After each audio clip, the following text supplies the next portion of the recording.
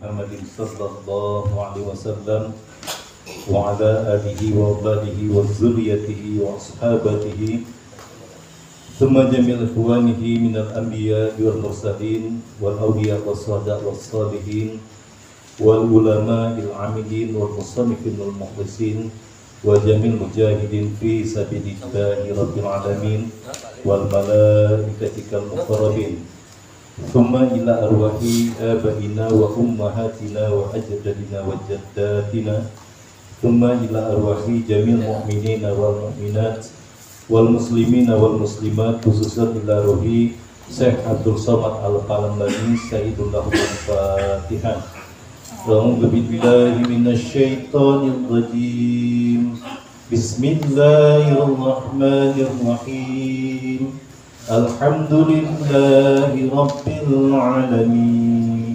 Ar-Rahmanir Rahim. Maliki yaumiddin. Iyyaka na'budu wa iyyaka nasta'in. Ihdinas siratal mustaqim. Siratal ladzina an'amta 'alaihim ghairil maghdubi 'alaihim waladdallin. Amin.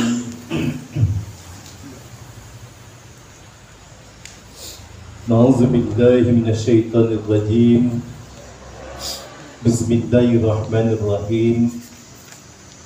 Innal hamdalillah nahmaduhu wa nasta'inuhu wa nastaghfiruh wa na'udzu billahi min shururi anfusina wa min sayyiati a'malina. May yahdihillahu fala mudilla lahu wa may yudlilhu fala hadiya lahu.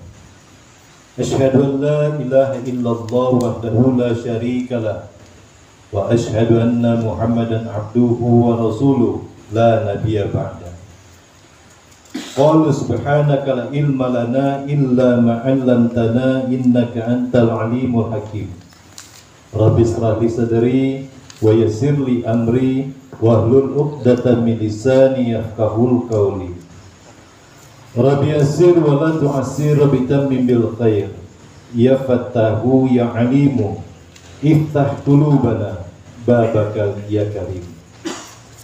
Qala al-musannif rahimahullahu ta'ala wa 'ada ma nafa'ana bihi fid dharaini wa la hawla wa la quwata illa billahil 'aliyyil azim wa la hawla wa la quwata illa billahil 'aliyyil azim wa la hawla wa la quwata illa billahil 'aliyyil azim.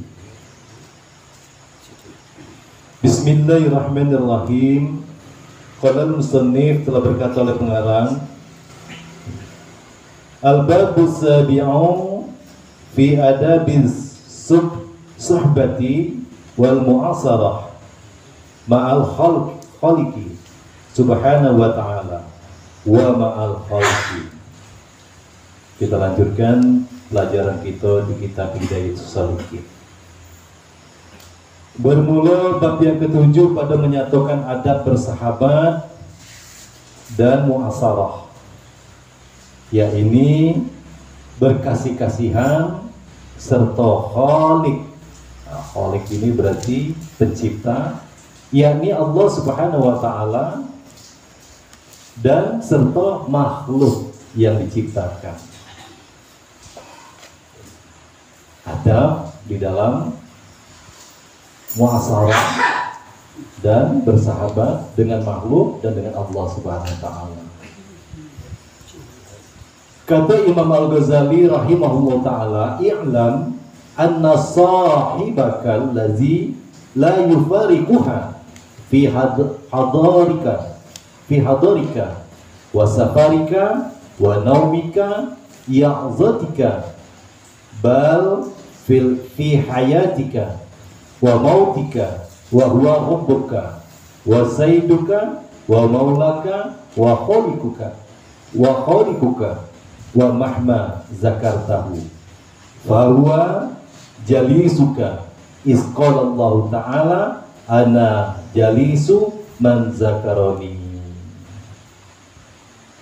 Artinya ketahui olehmu, ini pendapat daripada Imam Al-Ghazali, bahwasanya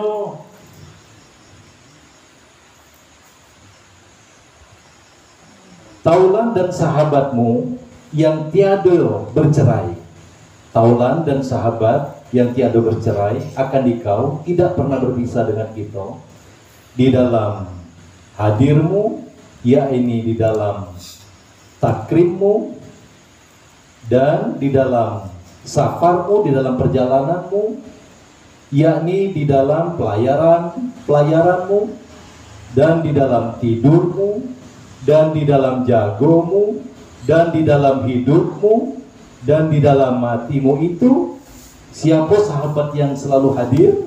Yaitu Tuhanmu dan penghulumu dan maulamu yang menjadikan akan dikau. Inilah sahabat yang tidak pernah berpisah, tidak pernah jauh, bahkan menyertai kita di dalam segala keadaan kita, di dalam tidur kita, di dalam hidup kita, di dalam perjalanan kita.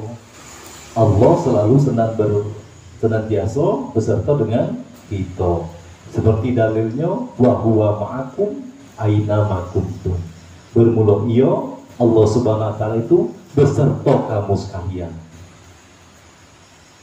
Aina ma kuntum, dan apa-apa yang ada di sekitar kamu.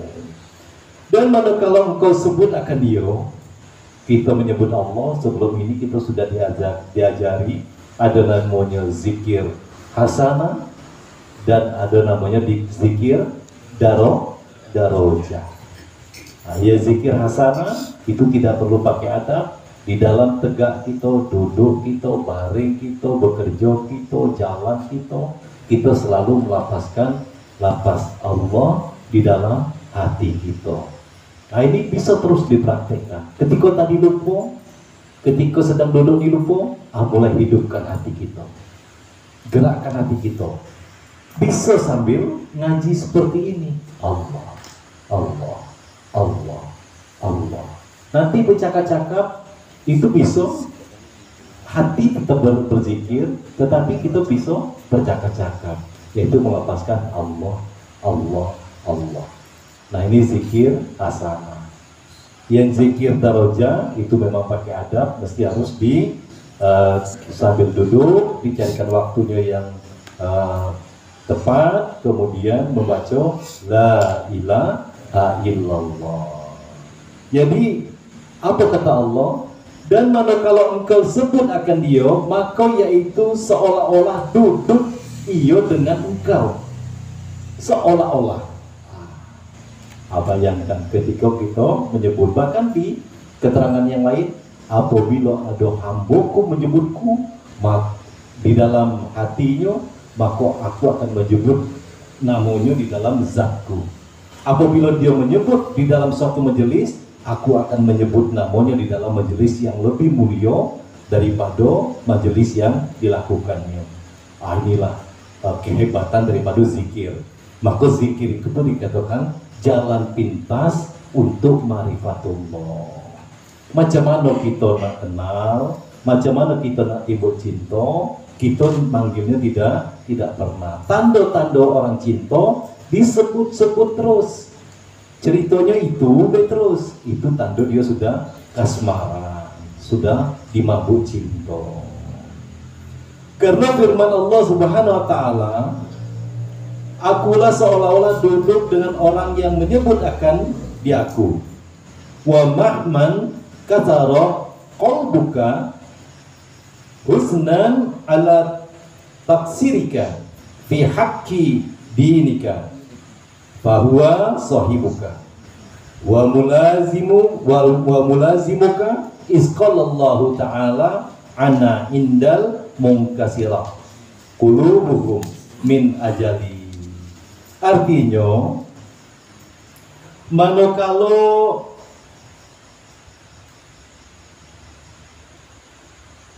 payah, manakala pecah hatimu, goyang hatimu, risau hatimu, kacau hatimu. Ini ketika payah, ketika kacau hati, pecah hati karena dendam dan duka cita. Jadi faktor-faktor penyebab hancurnya hati itu bisa karena dendam dan bisa juga karena duka cita. Atas taksirmu, taksir ini bekas perbuatan. Padahal agama, maka yaitu taulanmu dan melazimkan iyo akan dikau karena firman Allah Ta'ala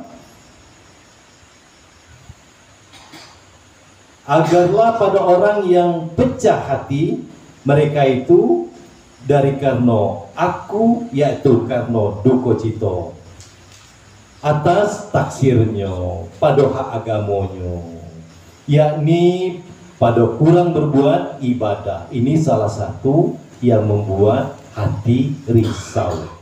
Dan ada orang yang tidak melaksanakan perintah agama ini yang hatinya itu senang dan hati, sekalipun dia diliputi dengan kemewahan, sekalipun dia dibungkus dengan kesenangan dunia ini. Dan taat kepada Allah Subhanahu wa Ta'ala atau duka cita itu sebab dapat celaka, dapat musibah, dapat bahaya daripada berbuat maksiat akan Allah Subhanahu wa Ta'ala. Nah, ini hati-hati. Perbuatan maksiat ini bukan cuman yang dikatakan maksiat itu membunuh, merampok, begal, narkoba, berjudi, berzina, minum. Bukan cuma itu. Mana lagi tidak menjalankan perintah pun itu termasuk maksiat, dan itu berdosa. Itu berdosa. Nah, berapa banyak hidup kita ini yang sudah tidak menjalankan perintah Allah. Disuruh ngaji, tidak ada ngaji. Disuruh sembahyang, tidak ada sembahyang. Suruh puasa, tidak ada puasa. Ini akan membuat hati menjadi duka cita. Maka jika engkau ketahui akan Allah Ta'ala itu sebenar-benar makrifat, sebenar-benar kenal, niscaya engkau jadikan akan dia itu taulannya. Pada satu pihak, maka jikalau tiada kuasa engkau atas yang demikian itu, pada sekalian waktumu, maka lazimkan olehmu, praktekkan, seringkan olehmu, bahwa engkau jadikan pada malammu dan siangmu daripada waktu yang engkau jadikan di dalamnya munajat. Ya, kita kalau seandainya tidak bisa seperti yang tadi, maka kita pilihlah apakah di waktu siang kita atau dipilih waktu di malam kita untuk munajat, menyampaikan hajat-hajat dengan Tuhanmu. Puas walaupun kita belum langsung mendapatkan pertolongan, tetapi hati kita betul-betul puas. Ini sudah sering kita alami ketika kita menghadapi masalah-masalah yang besar, masalah-masalah yang rumit, masalah-masalah yang membuat hati kita jadi galau, hati kita jadi kacau, hati kita jadi risau. Dan saidmu, yakni engkau ingat akan Allah Ta'ala itu Tuhanmu, seolah-olah ia hadir padamu, dan seolah-olah ialah taulanmu, dialah kawanmu yang memeliharakan akan dikau, yang siap untuk menyediakan bahunya, kalau di bahasa sahabat itu, untuk kita menumpahkan keluh kesah kita pada segala kelakuanmu dan segala perbuatanmu. Padahal ia melihat akan segala perbuatanmu itu pada tiap-tiap waktu, pada siang dan malam. Allah juga tahulah macam mana kelakuan kita pada siangnya ataupun pada malamnya. Tuhan pun masih mau untuk menampung, masih mau untuk membantu, masih mau untuk mendengarkan, dan masih mau untuk memberikan jalan keluar terhadap masalah yang kita hadapi. Dan kau pikirkan di dalam hatimu dan sunyikan akan hatimu daripada ingat kepada yang lain. Jadi fokus kita untuk mohon pertolongan Allah Subhanahu wa Ta'ala. Hasbunallah wa ni'mal wakil, ni'mal maula wa ni'mal nasir. Inilah yang terus kita ingat-ingat. Kita ini karena masih terhijab, masih terdinding, sehingga kita gampang mencari pelarian untuk menyelesaikan daripada masalah kita. Padahal Allah sudah membuka kesempatan. Apalagi kita yang diwajibkan 5 waktu ini, disitulah kesempatan kita untuk menyampaikan hajat-hajat kita, untuk menceritakan keluh kesah kita, untuk menceritakan berita yang sedang kita alami. Lain daripada Allah Subhanahu wa Ta'ala, dan daripada memikirkan akan yang lain daripadanya.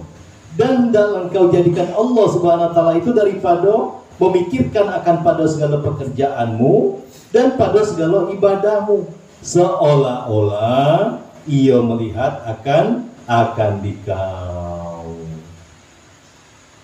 Pada keterangan kitab apa kemarin, kitab Hikam yang lalu, atau di dalam kitab ini, anta budallaha, bahwasanya menyembah oleh engkau akan Allah, ka'annaka tarahu, seolah-olah engkau melihat Allah, seolah-olah ketika kita beribadah. Fa'in lam tarahu, maka jika tidak mampu, tidak bisa kita seolah-olah melihat Allah, yakinlah yurahu, Allah itu melihat akan engkau. Supaya engkau jadikan takut akan Dia dan ta'zim, mengagungkan akan Dia, inilah yang dinamakan martabat ihsan. Ketika ini sudah bisa kita praktekkan di dalam peribadatan kita, seolah-olah kita melihat Allah, seolah-olah kita memandang Allah. Kalau tidak mampu, kita yakin bahwa Allah sedang memperhatikan kita, maka ibadah yang kita lakukan ini itu ibadah yang berkualitas. Dan ihsan yang tersebut di dalam hadis Nabi Sallallahu Alaihi Wasallam, tatkala menanyai Jibril akan Nabi Sallallahu Alaihi Wasallam dengan katanya, "Mal ihsan?" Apa itu ihsan? Kata Jibril, qala anta buda rabbuka ka'annaka tarahu, fa in lam takun tarahu fa innahu yaraka. Ini ketika Jibril bertanya kepada Rasulullah, apa itu ihsan? Bersabda Rasulullah, bermula ihsan itu bahwa engkau berbuat ibadah akan Tuhanmu seolah-olah engkau melihat akan Dia. Ini kata Nabi, ini seolah-olah, bukan kita melihat dengan mata kepala kita. Maka jikalau tiada engkau lihat akan Dia, maka bahwasanya Ia melihat akan engkau. Yakin kita bahwa Allah itu melihat kita. Dan dari karena inilah seyogyanya semestinya engkau membanyakkan akan zikrullah, balik-balik tetap ke situ untuk menenangkan hati, untuk membuka hijab yang ada di dalam hati, untuk menetralisir kegaduhan di dalam hati. Nah, banyak-banyak zikrullah. Kalau lupa lagi tadi sudah sempat berjalan, ingat lagi Allah. Mata mulai ngantuk, hati hidupkan. Jadi ketika orang tidur, yang tidur itu sebenarnya pertama kali adalah hati. Hati tidak berzikir lagi. Nah, hidupkanlah hati, maka semua akan hidup. Teruslah nyebut Allah. Praktekkanlah. Maka anggota tubuh yang lain pun akan jago. Pada segala waktumu itu seperti firman Allah. Jadi segala waktu kita sedang duduk, tegak, baring, jalan, teruslah untuk melapaskan zikrullah. Fazkurullaha zikran katsiran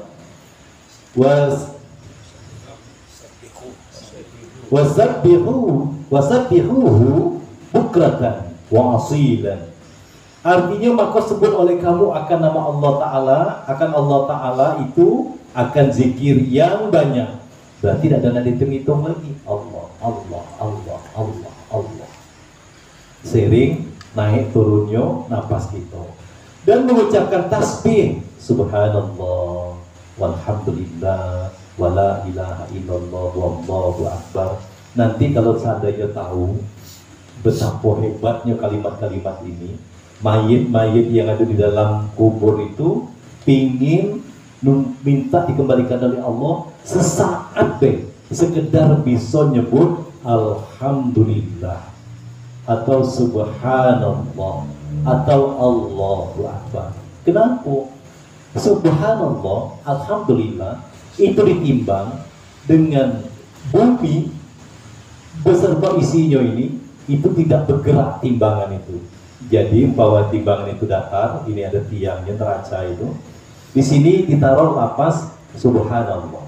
Dia akan condong ini. Di sini sisi yang sebelah lagi dunia beserta isinya. Tidak akan bergerak sedikit pun. Bayangkan saking hebatnya kalimat lapas subhanallah, alhamdulillah, Allahu akbar. Nah, kenapa kita menyia-nyiakan waktu kita, membuang-buang waktu kita untuk berbicara, untuk menghabiskan sesuatu yang tidak ada faedahnya, tidak ada manfaatnya di dalam kehidupan kita nanti di akhirat. Tasbih kamu akan dia pada pagi dan pada petang, karena membanyakkan akan zikir itu melazimkan akan hadir hati. Barulah bisa kita merasakan hadir hati. Kapan? Ketika sudah banyak berzikir kepada Allah Ta'ala pada segalian pekerjaan kita. Ya inilah, kalau sekarang kita sudah purna kerja, purna bakti, ya sambil ngantar cucu, sambil ngawanin istri belanja, sambil nyapu rumah, sambil nyangkul, teruslah untuk zikrullah. Dan inilah murad atau yang dimaksud dengan kata Imam Al-Ghazali pada bab ini, bahwasanya Allah Subhanahu wa taala itu sahabatmu. Bayangkanlah, dinisbahkan kepada sahabat. Yang namanya sahabat itu dia senang dekat dengan kita ketika kita dalam kesusahan, ketika kita dalam kesulitan, ketika kita sedang menghadapi berbagai macam kesusahan-kesusahan. Itulah sahabat kita. Kalau lagi senang, lagi kayo, berkumpul rame, itu belum tentu lagi. Karena mungkin dia pingin ikut senangnya baik. Ketika kita hati lagi, baru pada bubar. Jadi sahabat yang sebenar sahabat, tempat curhat kita, tempat menyampaikan hajat kita, tempat menyampaikan suasana hati kita ini, itu adalah Allah Subhanahu wa ta'ala. Dan taulanmu yang tiada bercerai akan dikau, karena makna bersahabat dengan Allah Ta'ala itu membanyakkan zikir akan dia. Ya kalau kandai kita kenang teruslah di dalam segala waktu dan pekerjaan kita, dan melazimkan akan taat kepadanya dan menjauhi daripada berbuat maksiat. Sebenarnya cuma inilah tugas kita di atas dunia ini, jalankan perintah Allah dan tinggalkan apa yang dilarangnya oleh Allah Ta'ala. Dan hadir hati serta Allah Subhanahu wa ta'ala, syahdan bermula adab bersahabat serta Allah Ta'ala itu, ini adabnya 14 perkara. Ada 14 adab yang mesti harus dipraktekkan ketika kita ingin bersahabat dengan Allah Subhanahu wa ta'ala. Yang pertama, senantiasa menundukkan akan matamu serta khusyuk dan khudu' akan Allah Ta'ala.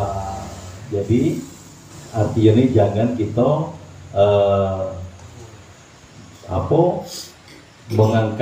menyombongkan diri di hadapan Allah Ta'ala. Yang kedua, mengumpulkan himma, yakni menghimpunkan cita-cita kepada Allah. Maksudnya menghimpunkan di sini ini atau mengumpulkan di sini, apa baik keinginan kita itu mesti kita sampaikan kepada Allah Subhanahu wa Ta'ala.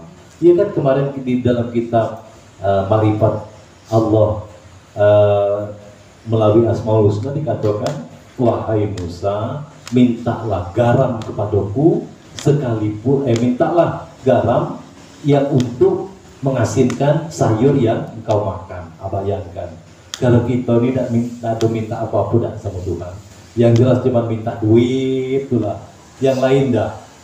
Kita nak beli handphone, nak beli motor, nak beli mobil, tidak ada minta sama Tuhan. Nah, di sini kita sering lalai dan senantiasa tafakkur pada kebesaran Allah Subhanahu wa Ta'ala, memikirkan kebesaran Allah Subhanahu wa Ta'ala dan azamahnya dan mengagungkannya, dan jangan membanyakkan memikirkan akan yang lain daripada Allah Subhanahu wa Ta'ala. Daripada segala dunia dan kemuliaan, bahkan dunia inilah musuh Allah Subhanahu wa Ta'ala. Makanya tidak akan terbuka hati seorang hamba ketika di dalam hatinya ada kecintaan sebesar zarah daripada dunia ini. Jadi kalau gitu macam mana caranya? Sementara kita perlu ini, perlu itu, ingin ini, ingin itu. Maksudnya bukan tidak boleh punya apa-apa. Yang dimaksud cinta itu sampai hati kita tuh dipenuhi, sampai siang malam itu yang kita pikirkan. Itu namanya cinta. Termasuk itu tadi cinta dengan Allah Subhanahu wa Ta'ala. Banyak menyebutnya dan banyak memikirkannya. Itu namanya cinta. Kalau berbulan-bulan, bertahun-tahun tak pernah disebut, tak pernah dikenal, ini tidak ada cinta.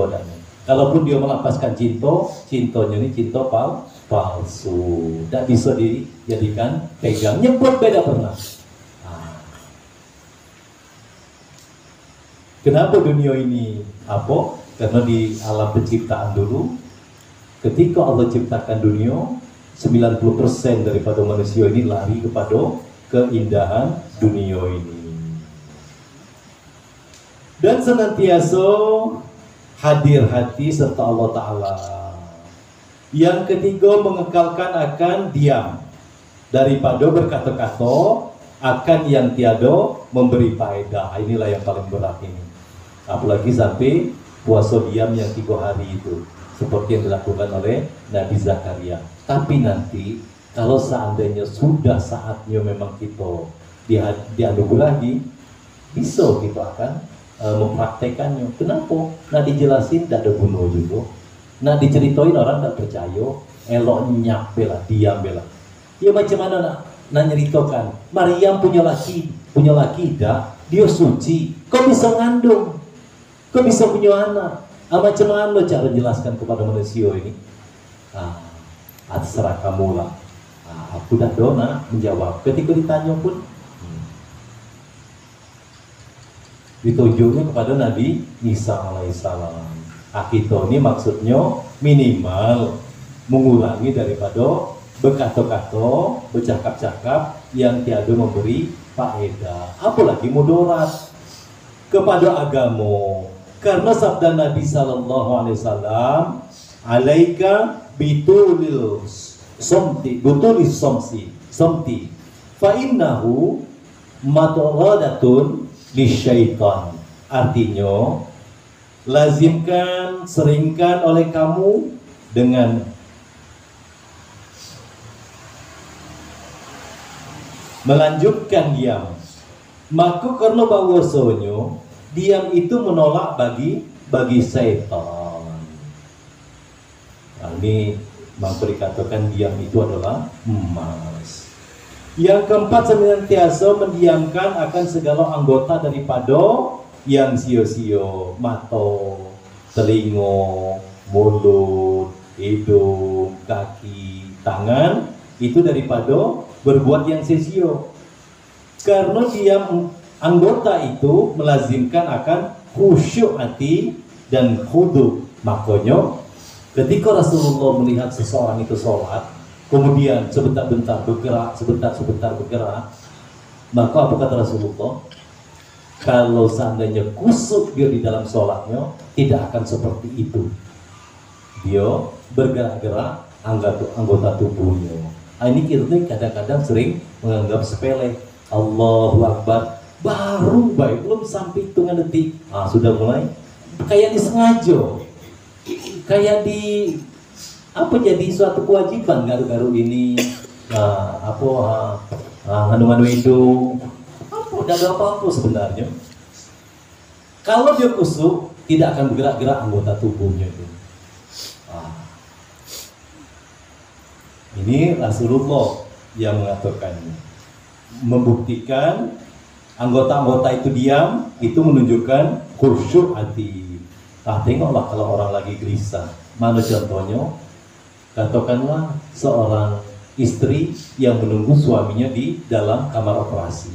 Sebentar duduk tegak, jalan sana, nengok jam, belum juga ada keluar orang dari dalam kamar operasi. Macam mana Pak? Macam mana? Anggota tubuhnya akan gelisah. Nah, ketenangan seseorang itu bisa dilihat daripada ketenangan anggota tubuhnya. Tapi anggota tubuhnya diam, hatinya rupanya yang bergerak-gerak. Dari mana nampaknya? Tidak ada ketenangan.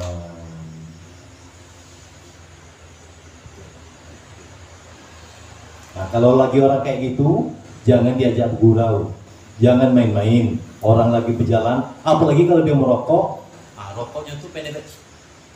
Janganlah. Jadi dosa bila perlu jauh bela. Ngisapnya, itu jangan diajak bergurau, jangan diajak main-main, karena dia sedang dalam keadaan gusar hatinya tuh kepada Allah Ta'ala. Yang kelima,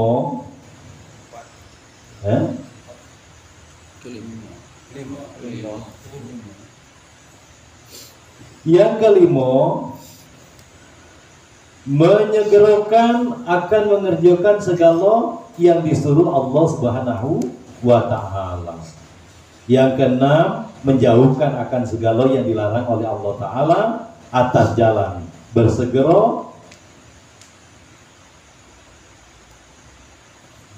bersegera ikuti junjungan i'tirad atas pada Allah Ta'ala, dan kodoknya mengikuti ketentuan Allah Subhanahu wa Ta'ala. Yakni apabila engkau lihat suatu perbuatan, jangan sangkal, jangan kita tolak, dan jangan engkau tegur dengan hatimu, dan hanya sesungguhnya serahkan semuanya perbuatan itu kepada Allah Subhanahu wa Ta'ala. Ketika kita melihat suatu perbuatan, suatu kemungkaran, tidak usah puluh kita nak jadi hakim. Ini berulang kali lah kita bukan. Ada orang berbuat salah, ada orang yang melakukan maksiat, jangan kita jadi hakim, jangan diponis dia ahli neraka dan kita seolah-olah sudah ahli surga. Tapi macam mana caranya? Na'udzubillahi min zalik. Aku berlindung kepada Allah daripada perbuatan yang seperti itu. Kalau bisa doakan, ya Allah berilah dia taufik dan hidayahnya. Ini hati kita ini perlu kita jago ketika menyaksikan perbuatan yang tidak sesuai baik dengan hukum agama maupun norma-norma yang berlaku di dalam hidup bermasyarakat kita. Jangan sekali-kali kita langsung berdetak hati kita untuk menghukum orang yang melakukan maksiat itu. Bahkan hati-hati. Orang, ini pesan dari guru kita, Guru Helmi Abdul Majid, orang yang pada hari ini bergelimang maksiat, hati-hati, jangan kita remehkan, jangan kita kecilkan, jangan kita rendahkan. Kenapa? Ketika dia dapat hidayah Allah, dia bisa secepat kilat sampai kepada Allah Subhanahu wa Ta'ala. Kenapa? Alasannya kenapa? Karena dia hatinya dalam keadaan hancur, hatinya dalam keadaan lebur, ketika menghadap Allah dengan penuh perasaan hino. Inilah yang tidak dimiliki oleh orang-orang yang merasa dirinya bersih. Jadi kalau gitu elok tak perbuatan Tuhan, elok. Tidak ada perbuatan Tuhan itu yang salah. Orang yang sudah mungkin membunuh, mungkin merampok, mungkin begal, mungkin melacur, ketika dia mendapat hidayah, dia menghadap pada Allah, dia betul-betul menghinakan dirinya, dan anugerah Allah turun kepadanya. Siapa yang tidak kenal dengan Rabiatul Adawiyah? Pelacur, setahun mengalami perobatan menjadi waliullah. Siapa yang tidak kenal dengan seorang ulama yang gawinya perampok itu?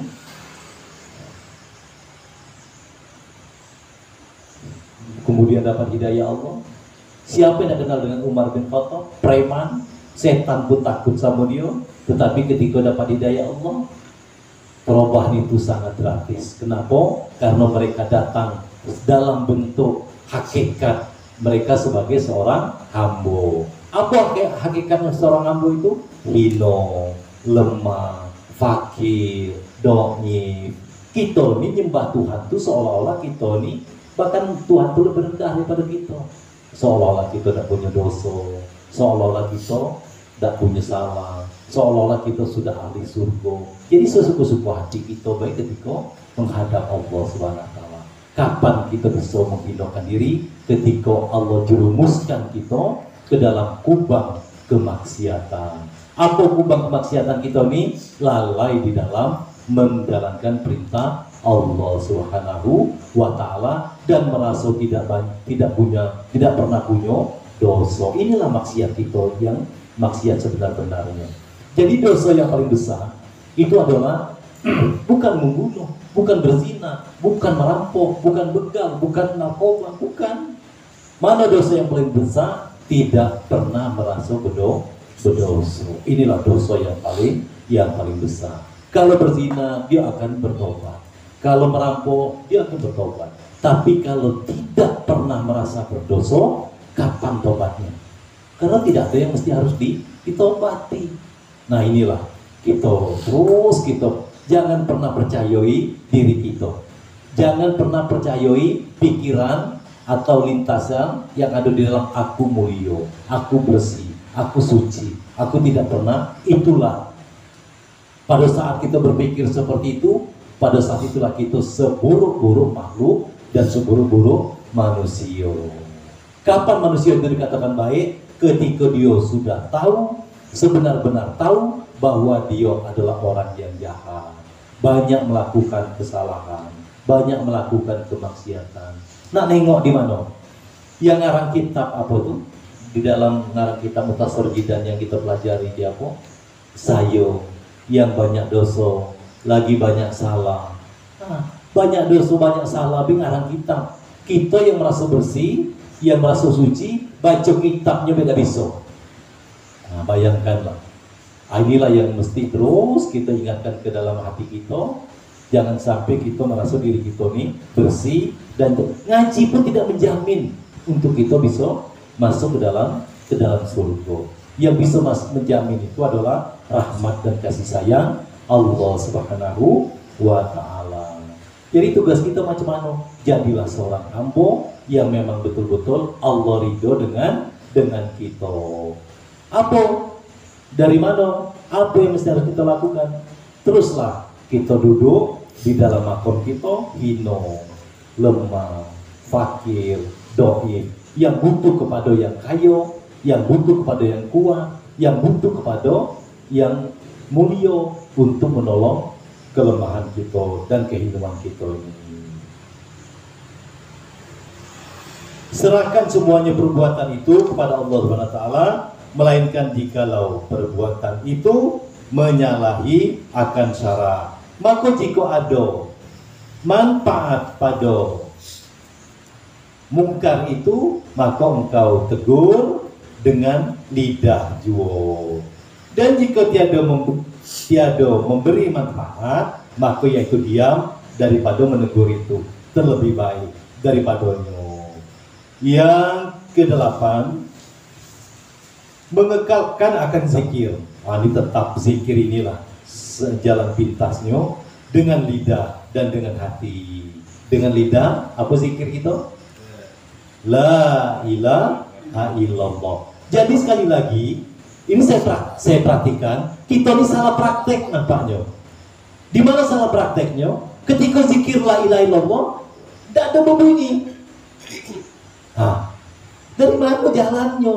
Dan ini tidak ada tuntunannya. Zikir la ilaha illallah itu, bahkan kalau di dalam kitab ini, ketika illallah itu mesti harus dipalukan dengan keras. La ilaha illallah, mesti harus kayak gitu mestinya. Tidak ada zikir la ilaha illallah. Tidak ada. Itu tidak ada tuntunannya. Takutnya nanti khawatir bercampur antara zikir hasanah dan zikir darajah. Dia ini harus terpisah. Zikir hasanah Allah, itu di dalam hati, lidah ini tidak bergerak. Nah, coba sekarang saya diam agak beberapa detik, kita zikir hasanah. Zikir hasanah adalah melapaskan Allah di dalam hati. Illallah, jangan bibir atau itu tidak ada. Itu tidak ada tuntunannya. Mengekalkan zikir dengan lidah dan dengan hati seperti yang telah tersebut bicaranya. Zikir itu pada bab yang ke-6. Kemarin sudah dibahas tentang zikir ini. Ini kita sudah hampir akhir daripada kaji. Maka saya katakan zikir itu adalah puncak daripada kaji.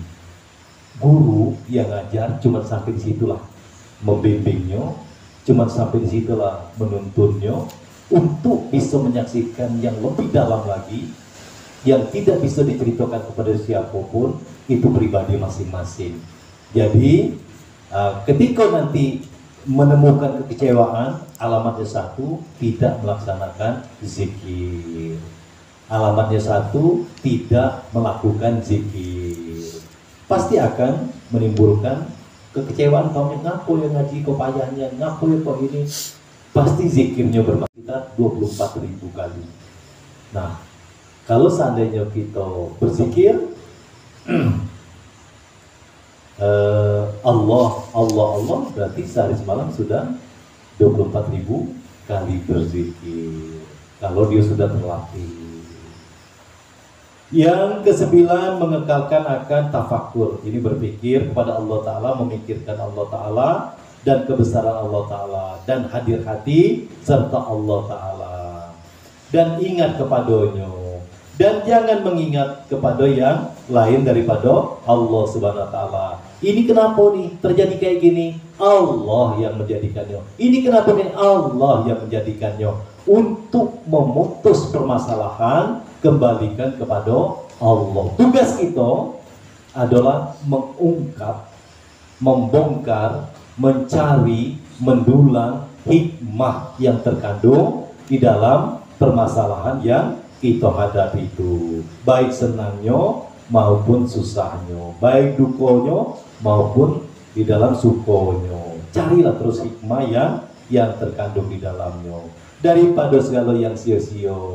Ke-10, melebihkan akan, memilih akan Allah Ta'ala daripada segala makhluk dan daripada segala yang lain daripada Allah Subhanahu wa Ta'ala.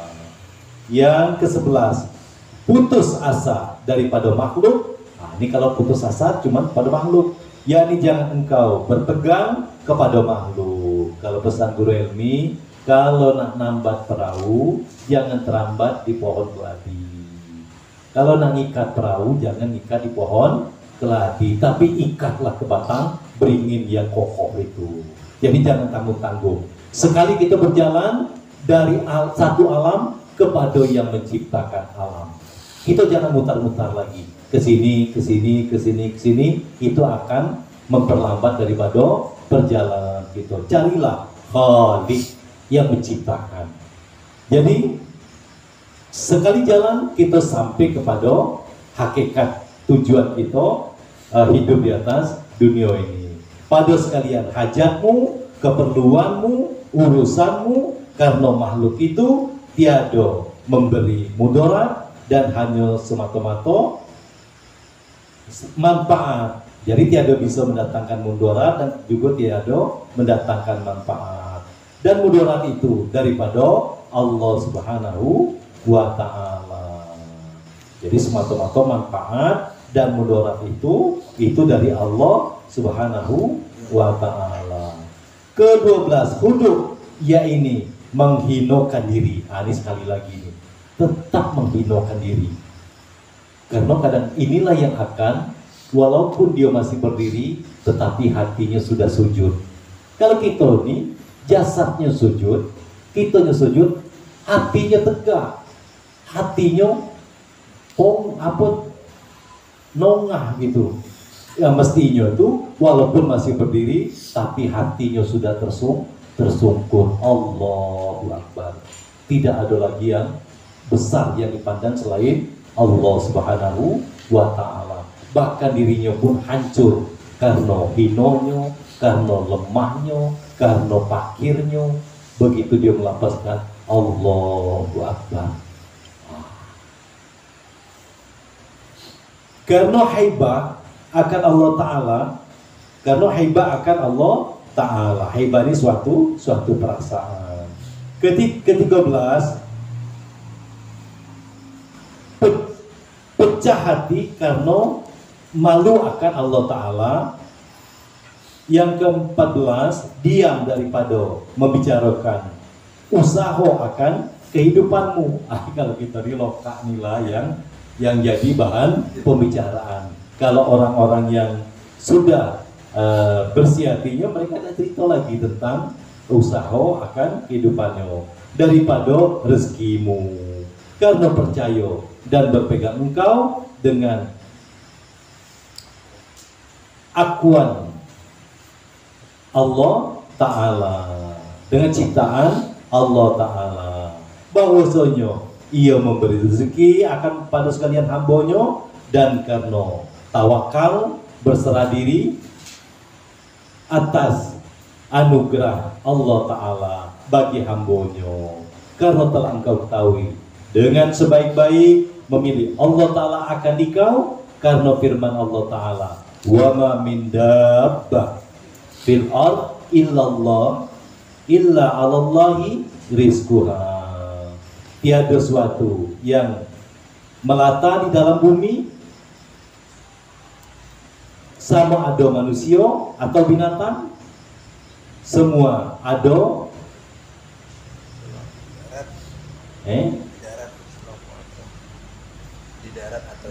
di darat atau di laut, melainkan adalah rezeki mereka itu daripada pemberian Allah Ta'ala.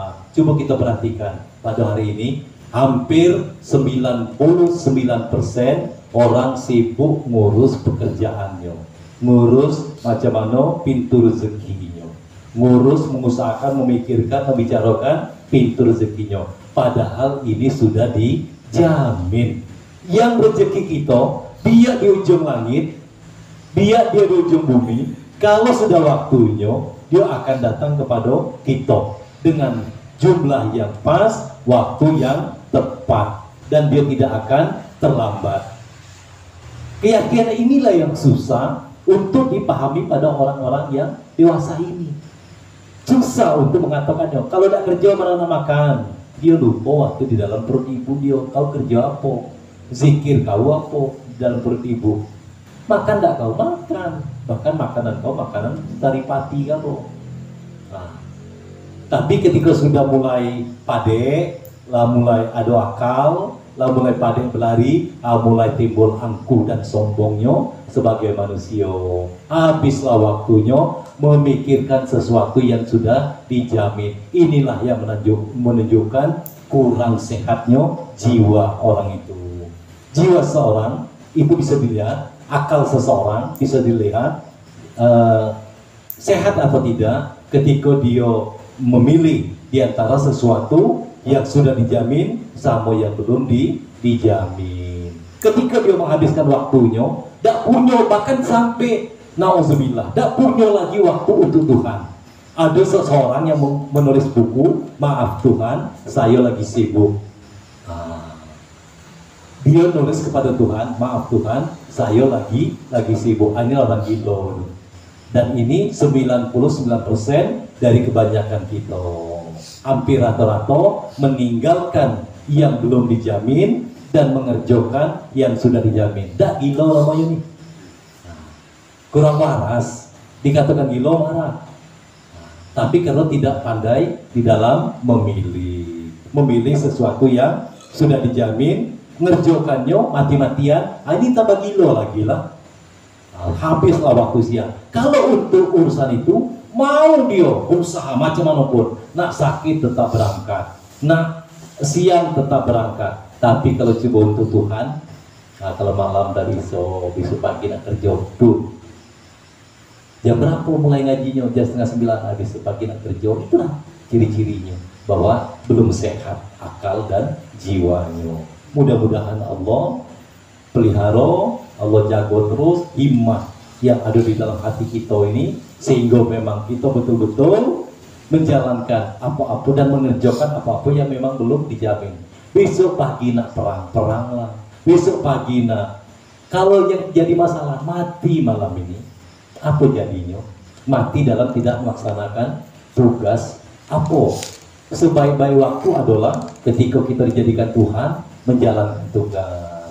Jadi gampangnya bukan kita yang nggak mau ngaji, tapi memang tidak diizinkan oleh Allah Subhanahu wa Ta'ala. Kenapa? Hatinya sibuk dengan dunia. Berat. Jangan disangka enak pergi ngaji ini. Jangan disangka enak kita duduk ngaji belajar ini berjam-jam gini. Berat.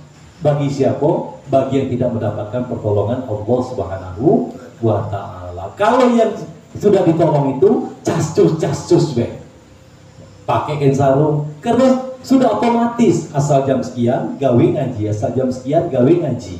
Nah, ini kita sudah membuat beberapa kali saringan. Yang pertama jadwal kita buat setiap malam, yang kedua kemudian bikin yasin. Ternyata juga tidak semua orang atau sebagian kecil lah cuman yang mampu untuk menjalankannya, karena tidak semua orang mampu dengan berbagai macam alasan-alasan.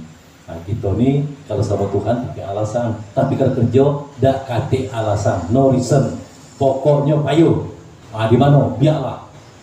Nak capek-capek, nak sakit-sakit, yang penting dapat. Inilah yang terus kita mohon pada Allah. Mudah-mudahan Allah pelihara kita sehingga kita memang menjadi hamba-Nya yang taat di dalam menjalankan apa yang diperintahkannya, yang telah diakui di dalam Quran. Dan kata Imam Al-Ghazali rahimahullah, wa hadza kulluhu yanbaghi ayyakuna syi'aruka fi jami'i lailika wan naharika fa innahu adabun suhbati ma'a sahibi la yufarriquka wal khalqu wa yufarriquka wa yufarriqunaka fi ba'di awqatika. Bermula segala adab yang 14 tadi beserta Allah Ta'ala seyogyanya bahwa adalah engkau ingat akan Dia, zikir akan Dia pada segala malammu dan siangmu, karena bahwasanya segala adab ini yaitulah adab bersahabat serta sahabat, yakni serta Tuhan yang tiada bercerai akan dikau, seperti firman Allah Subhanahu wa Ta'ala, wa huwa ma'akum aina ma kuntum. Ini dia barangnya, ketemu lagi. Lah berapa kali ketemu di sini lagi. Apa artinya? Bermula Allah Ta'ala itu adalah ia serta kamu, barang di mana ada kamu, dan segala makhluk itu bercerai ia akan dikau pada setengah waktumu. Nah ini dia, wahwa ma'akum aina ma kuntum. Mudah-mudahan kita tidak lagi bingung, tidak lagi mencari kemana-mana siapa yang nak dijadikan sahabat yang tempat kita curhat, yaitu lain tidak Allah Subhanahu wa Ta'ala. Intinya sering-seringlah menyebutnya, sering-seringlah berzikir kepadanya. Untuk yang akan datang kita masuk kepada faslun fi adabil alimi, wallahu subhanahu wa ta'ala a'lam. Alhamdulillahirabbil alamin. A'udzubillahi minasyaitonir rajim. Bismillahirrahmanirrahim. Alhamdulillahirabbil alamin. Allahumma shalli ala sayyidina Muhammadin tibil qulub wa dawaiha wa afiyatil abdani wa shifaiha wa nuril absari wa diyaiha wa ala alihi wa sahbihi wa barik wa sallim. Allahumma fir lana dhunubana wa liwalidina wa li auladina wa masyayikhina wa li ikhwanina fid din wa li ashabina wa ahbabina wa liman habana fika wa liman ahsana ilaina wa li jami'al mu'minina wal mu'minat wal muslimina wal muslimat al ahya'i minhum wal amwat wa liman lahu haqqun alaina birahmatika ya arhamar rahimin. Allahumma akhrijna min zulumatil wahmi wa akrimna binuril fahmi waftah lana abwabal ilmi wa zayyana bil akhlaqil hasanati wal hilmi. Allahumma la sahla illa ma ja'altahu sahla wa anta taj'al ghasna iza sita sahla. Rabbana auzi'na an naskura ni'matika allati an'amta alaina wa ala walidina wa amala salihah tardahu wa dakhilna birahmatika fi ibadika salihin.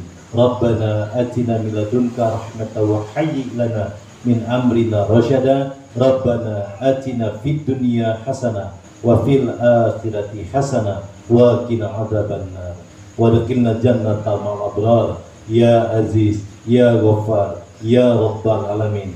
Hasbunallahu wa ni'mal wakil, ni'mal maula wa ni'man nasir, wa la haula wa la quwwata illa billahi al-aliyyil azim.